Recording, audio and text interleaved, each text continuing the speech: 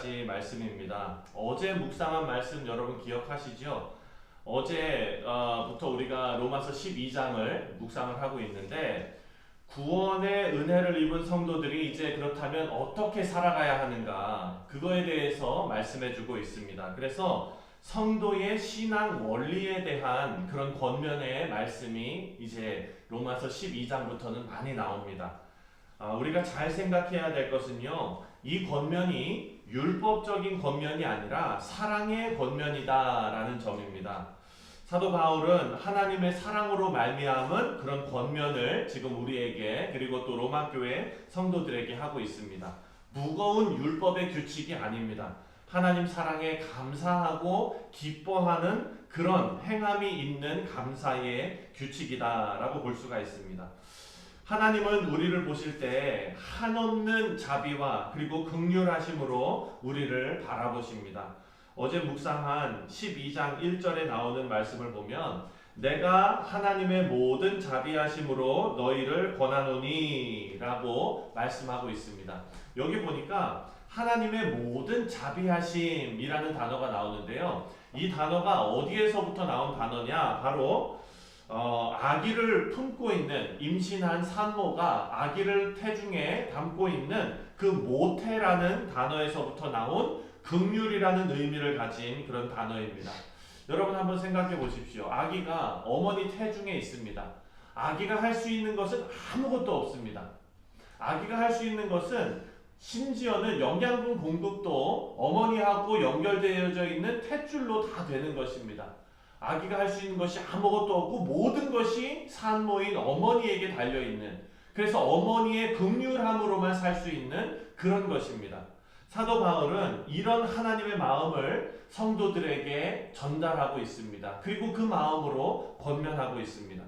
어제 말씀을 보니까 우리의 삶이 거룩한 예배가 되어야 한다라고 권면했는데요. 우리의 삶에서 가장 중요한 것이 뭐냐? 바로 예배다라는 것입니다. 우리가 어제 저녁에도 출애굽기 말씀을 묵상하면서 그 예배의 중요성을 우리가 다시 한번 생각했는데, 오늘 이 말씀, 어제 말씀에서도 예배를 통해 마음을 새롭게 하고 변화받는 그런 귀한 성도가 되어야 한다라고 권면하고 있습니다. 또 3절부터 13절까지는 구체적으로 성도들이 교회 공동체 생활을 어떻게 해야 되는지, 그 신앙 공동체가 어떻게 하나님 앞에 바로 서야 하는지를 알려주는데, 교회가 얼마나 중요한 공동체인지를 알려주고 있습니다. 여러분, 교회가 있기 때문에 우리는 살아계신 하나님의 말씀을 듣고 영원한 생명을 얻을 수 있습니다. 물론 하나님의 말씀을 개인적으로 묵상하고 말씀을 받고 또 개인적으로 하나님과 교제할 수 있지만, 그런 사람들이 모인, 성도들이 모인, 하나님의 백성들이 모인 교회 공동체는 너무나 중요한 공동체이다라는 겁니다. 같은 믿음과 신앙을 가진 공동체에는 서로에게 영적으로 큰 유익이 되고 힘이 된다라는 사실을 알 수 있습니다. 그래서 교회 안에서는요, 서로 소중히 여기는 마음이 무엇보다도 중요하고, 그러기 위해서는 교만한 생각을 경계해야 한다라고 사도 바울이 권면하고 있습니다.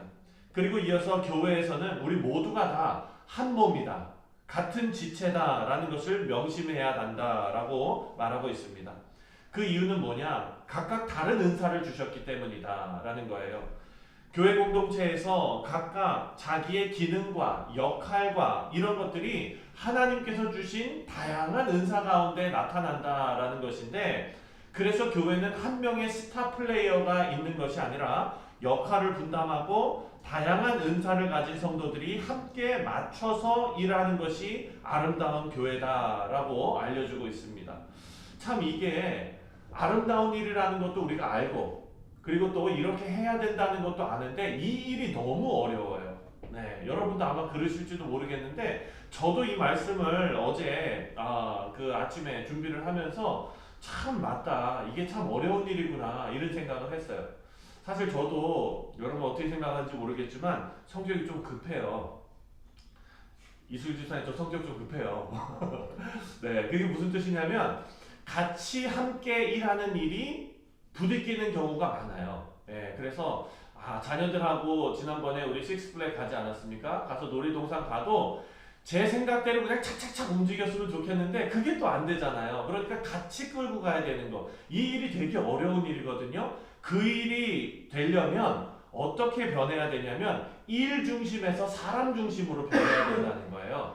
하나님 앞에 우리가 일을 아무리 완벽하게 해낸다 하더라도 하나님께서는 그게 중요한 게 아니라 하나님께서는 각자 공동체에게 주신 그 기능과 역할로 주신 다양한 그런 성도들이 함께 하모니를 이루어서 하나님 나라를 이루어 나가는 그런 모습이 하나님께는 너무나 귀한 모습이라는 거예요.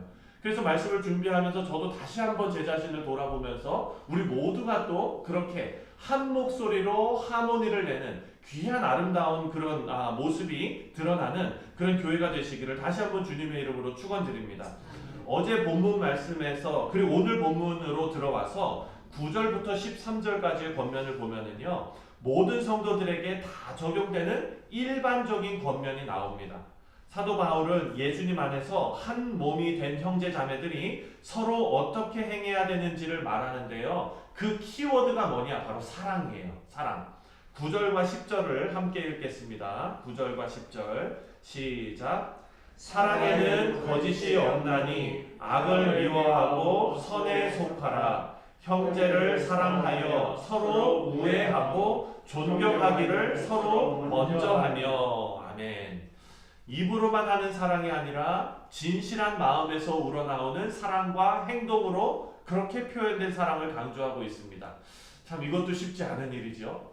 저는 1장부터 11장까지 말씀이 참 은혜가 되면서 이거는 참 진짜 참 어려운 말씀이지만 그래도 참 감사한 말씀이다 라는 생각이 들었고, 12장에 들어와서 이제 삶에 대해서 권면하는 거는 이거는 조금 쉬운 말씀이다 라고 생각을 했는데, 사실 이거를 깊이 들어가고 놓고 보니까 내 삶이 그대로 적나라하게 다 나오잖아요. 그래서 이것도 어려운 말씀인 거예요. 오늘날 우리 교회에서 어떤 모습으로 나타나야 하는가를 한번 생각해 보면 초대교회에서 어떻게 나타났는지를 한번 보면 됩니다. 초대교회는요, 이런 사랑을 서로 존중하고 존경하는 모습으로 나타났고, 그리고 어려운 성도들에게 쓸 것을 서로 나누어 주는 모습으로 나타났고요. 그리고 손님 대접을 잘하는 모습으로 나타났다라는 거예요. 사랑하는 성도님들, 우리 교회도 이렇게 되기를 바랍니다. 우리 교회에서는 어떤 모습으로, 이 시대를 살아가는 우리 뉴욕 성실장로교회는 어떤 모습으로 사랑의 모습이 나타나야 할까? 이것은 사실 정답이 없습니다. 이것은 각자의 인생에서 여러분의 처한 상황에서 아름다운 사랑의 모습이 입으로만 나타나는 것이 아니라 진실된 마음에서 행함으로 나타날 수 있기를 간절히 바랍니다. 서로 사랑하라는 이 귀한 말씀이 구호로 끝나지 말고 우리 교회에서도 아름다운 행함과 열매로 나타날 수 있기를 바랍니다. 14절부터 21절까지는요, 이웃과의 관계에 대해서 말씀하고 있거든요. 그런데 여러분, 이웃과의 관계를 생각할 때 편하고 좋게 지내는 그런 이웃도 있죠. 그런데 대하기 어려운, 또 관계가 껄끄럽고 가서 말 붙이기도 조금 어려운 그런 관계도 분명히 있습니다. 오늘 말씀에서 언급하는 관계는요, 전자가 아니라 후자예요. 바로 어려운 관계의 그런 사람입니다. 14절을 함께 읽겠습니다. 14절 시작. 너희를 박해하는 자를 축복하라. 축복하고 저주하지 말라. 아멘. 이 말씀은 우리를 괴롭게 하는 그런 사람들을 대하는 큰 원칙을 우리에게 주셨는데, 그 대원칙이 뭐냐면 너희를 박해하는 자를 축복하라, 축복하고 저주하지 말라입니다. 사랑하는 성도님들, 근데 여기에 나오는 이 박해하는 자라는 이 단어를 찾아보면은요, 이게 쉬운 단어가 아닌 거예요. 왜냐하면 여러분 인생에서 여러분을 박해하는 자를 한번 생각해 보세요. 저도 이 말씀 준비하면서 제 인생에서 저를 힘들게 했던 사람을 한번 떠올려 봤거든요. 근데 그 힘들게 했던 것이 한 번 아니면 두 번 제 마음을 속상하게 하고 그렇게 힘들게 했던 것, 그것이지 그분이 저를 지금까지 진짜 수십 년 동안을 맨날 쫓아다니면서 괴롭게 한 적은 한 번도 없어요. 그런 사람이 한 명도 없는 거예요. 근데 오늘 여기에 나오는 박해하는 자라는 단어는요, 뒤쫓다, 추격하다, 이런 의미를 가진 단어예요. 그러니까 이것은 한 번 나에게 기분 상하게 힘들게 한 사람이 아니라 끈질기게 계속해서 지속적으로 괴롭히는 것을 말합니다. 그런데 이런 사람에게 너희를 박해하는 자에게 끈질기게 쫓아다니면서 괴롭히는 자에게 어떻게 하래요? 축복하고 저주하지 말라라고 말합니다. 사실 이 말씀 제가 잘하면 지킬 수 있을 것 같다 생각했거든요. 그러면서 제가 저에게 괴롭혔던 사람들에 대해서 용서했던 기억들을 떠올리고 이렇게 했어요. 제가 아마 예전에도 한번 나눴던 것 같은데 전에 예전에 있던 어떤 교회에서 저희 아버님 목회하시던 교회에서 좀 되게 힘들게 하셨던 그런 분이 계셨어요. 그랬는데 한참이 지나서 제가 다 성장하고 나서 목사 안수도 받고 나서 그분에 대한 마음이 계속 앙금이 남아 있었는데 글쎄 어느 순간 저한테 페이스북으로 친구 신청을 한 거예요. 이걸 눌러 말어, 수락을 해 말어, 이게 고민이 되더라고요. 사랑하는 성도님들, 그분이 저한테 그렇게 잘못한 거 아니거든요. 그냥 제 마음에 조금 그냥 이게 앙금이 있었는데도 제가 그거를 못 풀고 있는 모습을 봤어요. 그런데 지속적으로 괴롭히는 사람을 축복하고 저주하지 말라는 말씀을 내가 어떻게 받을 수 있을까? 이 말씀을 계속 묵상해 가면서 정말 어렵다. 여러분, 어려울 때는 누구의 도움이 필요합니까? 그렇죠. 성령 하나님의 도움 없이는 안 되는 것이구나. 우리가 구원받은 것도 성령 하나님께서 하신 일이시고 마땅히 성도로서 살아야 할 이 일도, 성화되어져 가는 이 일도 우리 스스로는 못하는구나. 성령 하나님께서 도와주셔야 하는구나 라는 것을 깨닫게 됩니다. 참 어렵습니다. 17절 말씀도 함께 읽겠습니다. 17절 시작. 아무에게도 악을 악으로 갚지 말고 모든 사람 앞에서 선한 일을 도모하라. 아멘. 이것은요, 우리 성도들이 겪는 모든 대인관계, 나를 괴롭히는 사람과의 관계뿐만 아니라 모든 사람과의 대인관계의 큰 원칙이 바로 이것입니다. 뭐냐? 아무도 악을 악으로 갚지 말고 모든 사람 앞에서 선한 일을 도모하라. 아멘. 하나님께서는요, 우리가 직접 원수 갚는 것을 금지하셨습니다. 근데 우리는 살아가면서 이 사실을 자꾸 까먹습니다. 19절을 보면, 19절도 함께 읽을까요? 시작.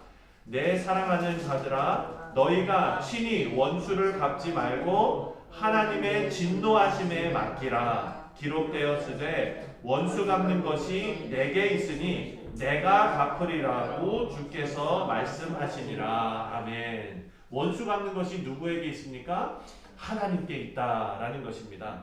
하나님께서는 공의의 하나님이시고 정의의 하나님이십니다. 하나님께서 심판하시면 그것이 공의로운 일이고 정의로운 일입니다. 하지만 우리 인간은 공의롭고 정의롭지 못합니다. 그래서 우리가 우리 마음을 시원하게 하기 위해서 바로 심판해버리면 그것은 우리의 죄가 된다라는 말씀입니다. 그러면서 잠언 말씀을 인용해서 지혜의 말씀으로 20절 말씀을 주십니다. 20절 시작.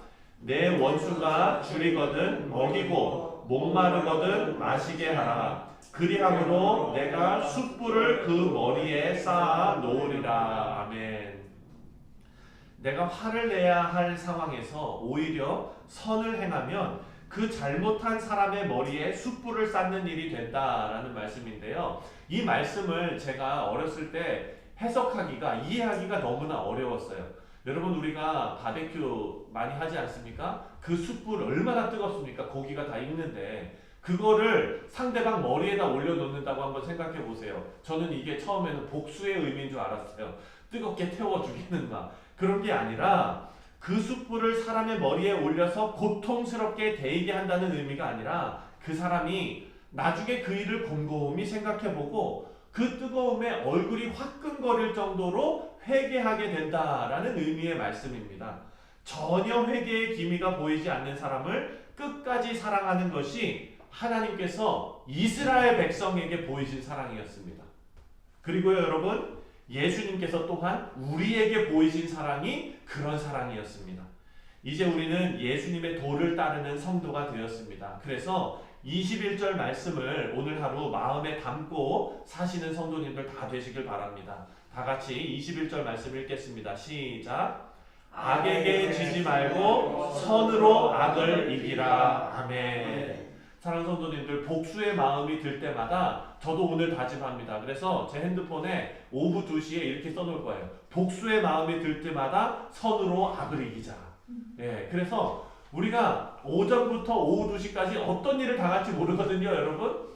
네, 여러분 직장 생활에서 어떤 일을 당할지 몰라요. 하지만 이 말씀, 악에게 지지 말고 선으로 악을 이기라. 하나님께서 우리에게 주신 말씀, 묵상하시는 사랑하는 성도님들에게 단숨에 받아치고 싶은 마음, 단숨에 복수하고 싶은 마음, 이 마음을 다스릴 수 있는 지혜로운 마음을 우리 주 예수님께서 우리에게 부어주시기를 주님의 이름으로